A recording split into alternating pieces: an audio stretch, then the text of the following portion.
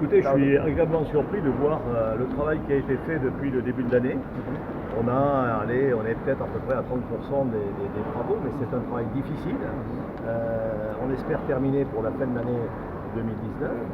Bon, c'est vrai qu'on rencontre de petites surprises. Vous savez, quand on fait de la rénovation, on ne peut pas se dire on enlève ça, pas ça. Donc il faut, d'abord, vous l'avez vu, on a enlevé tous les enduits intérieurs et extérieurs. Là maintenant on a mis des appareils pour faire baisser le taux d'humidité des murs et d'ici un mois le personnel va commencer à refaire les dernières mesures et à partir de là reprendre les enduits extérieurs, commencer à refaire cette cathédrale comme elle existait il y a quelques décennies. On peut avoir une idée du montant global pour la réfection?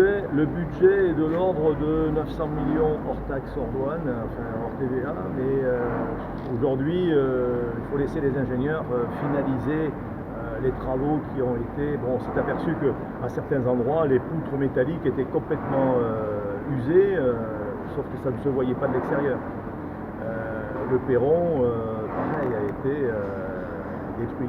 Bon, aujourd'hui, je pense que les ingénieurs font les plus et les moins. Alors, il y a des choses qu'on avait prévues qui ne se font pas, il y a des choses qu'il faut faire qu'on n'avait pas prévues. Un marché de rénovation, c'est une estimation au départ et ensuite on est payé de toute façon du travail réalisé. Hein. Si on ne le fait pas, on n'est pas payé. Mais ça va tourner, oui, aux alentours d'1 milliard. Une reprise à l'identique sera garantie. Oui, là c'est vraiment rénovation lourde. Hein. Ceux qui ont vu la gare de Dakar, c'était aussi une rénovation lourde.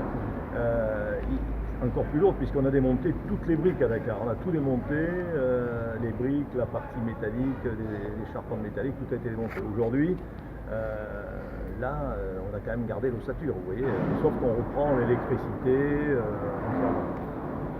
Au-delà de la cathédrale, au-delà de la cathédrale, à Saint-Louis, le groupe FH est très présent au niveau de la digue. Est-ce que vous avez d'autres projets pour la ville de Saint-Louis? Oui, alors là, la digue de Saint-Louis, d'abord, il faudrait, je dirais, saluer le travail qui a été initié par le gouvernement du Sénégal, avec les travaux que nous avons démarrés sur les frontières Mauritanie. Là, on a démarré des travaux de protection d'enrochement qui se terminent. Alors, c'était un système qui avait été étudié par les ingénieurs et par le CEREC. Et aujourd'hui, on est à 2 mois de la fin de la première réalisation de cette digue, financée par l'État du Sénégal et réalisée par nous avec un accompagnement par le CEREC.